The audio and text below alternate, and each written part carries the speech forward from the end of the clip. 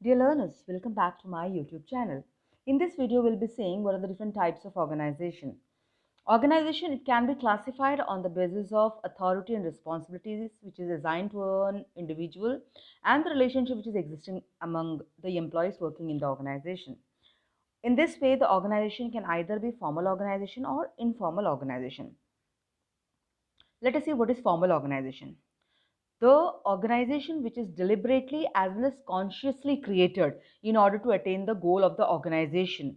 That particular organization is known as formal organization, and generally through formal organization what is being developed, official relationship is being developed among the individuals, among superior subordinate, that official relationship is being developed.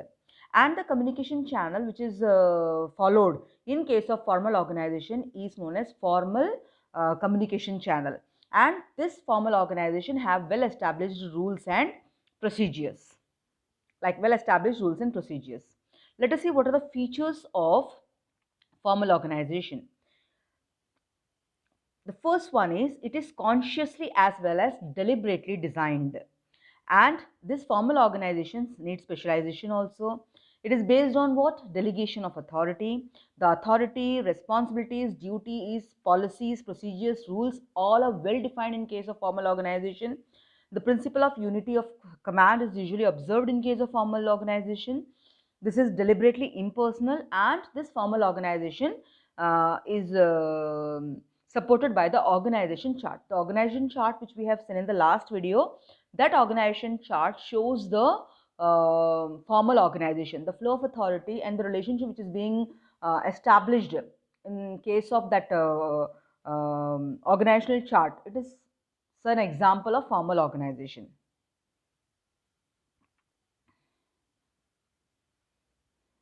Let us see what are the merits of formal organization. When in case of formal organization, what happens? Each and every individuals, those who are working in the organization, they are very clear about their duties and responsibilities, since it is clearly defined. So there is no conflict, no point of any kind of conflict between the employees. Employees cannot give reasons that this is your work, this is his work. This such kind of reasons they cannot give. An individual, his duties, his responsibilities is already being fixed. Therefore, it is his duty that he has to complete a particular task and he has to report to his superior. Second one is overlapping of responsibilities can also be easily avoided. It also helps in motivating the employees. There is no kind of personal bias, any kind of personal interest on the part of that employer cannot be exhibited, because the rules, regulations are already being framed, and it makes the organization less dependent on any one single person. Is a very plus point for any kind of organization. Next one is demerits of formal organization. As the rules, regulations are already being framed, so the chances for self initiation, taking decisions, any kind of if a person wanted to put his own ideas and thoughts in order to complete a particular task, the scope of that is less in case of formal organization, so it reduces the spirit of initiative. And since it depends on rules and regulations, automatically decision making is also delayed, because what happens is we are giving more importance to what? Rules and regulations than the situation. Sometimes situation is more critical, we have to take this decision then and there itself, but keeping in view the rules, regulations, it is not at all allowing. It takes time in order to take a decision. It does not give importance to the emotions, sentiments, feeling, values of employees, and free flow of communication is also being reduced. And sometimes what happened, there may be chances of this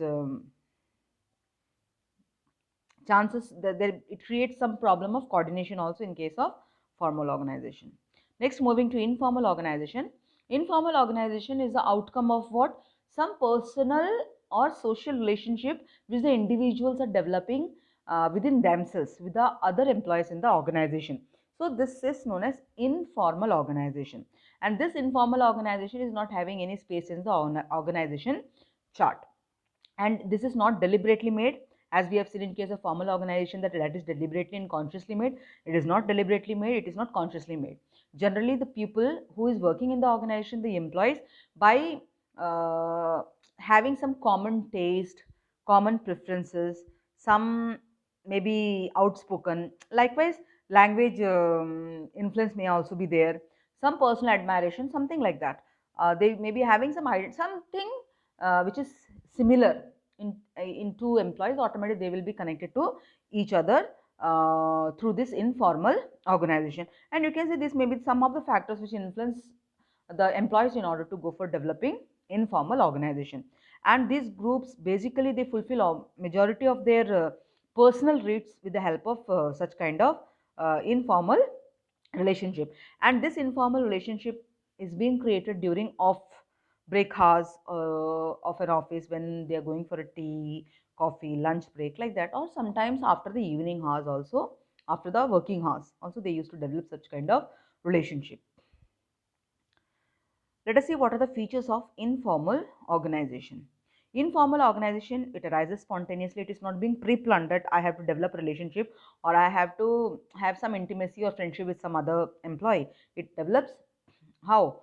Spontaneously it develops. And it is based on what? As I've told you, personal attitudes, emotions, likes, dislikes, feelings. It all depends upon that, on the basis of which we are coming closer to the other employees working in the organization. It provides some social satisfaction to the members. Sometimes what happened, a person working in the organization may not feel that happy with the boss or with his immediate superior. In case if he is having some social interaction or informal interaction, some sort of happiness that particular individual may get out of it. So therefore, in an organization generally you can see it gives what? Social satisfaction to its members. And it is this informal organization is a very important part of the organization. And management, at any cost, it is not possible for the management to eliminate this such kind of relationship which the employees are developing. And we have already seen that it is having no place in the organization chart. And it have their own rules, own regulations and all. It is not at all framed in the organization chart. Let us see what are the merits and demerits. Moving to the merits, it facilitates better communication, because what happens when informal communication happens between two friends, basically they will be talking much more and the relationship also becomes much better. It helps in order to fulfill what needs? Social needs. There will be good cooperation among the employees, those who are working in the organization. And it creates an atmosphere of motivation, and the employees are able to be motivated much better when compared to the superior motivating an employee, like that. And the conflict chances also comes down in case of informal organization. Let us see what are the demerits. Sometimes what happen, out of the line of authority, an employee is having a very good relation with his superior. So generally what happen, the importance of hierarchy, it reduces completely, and superior may lose their importance, their significance. And you can see that when in case of this informal organization, there is a possibility that there may be information which is being given by one particular person to the other person, and it does not show any evidence of that particular information. There is a possibility that rumors are being spread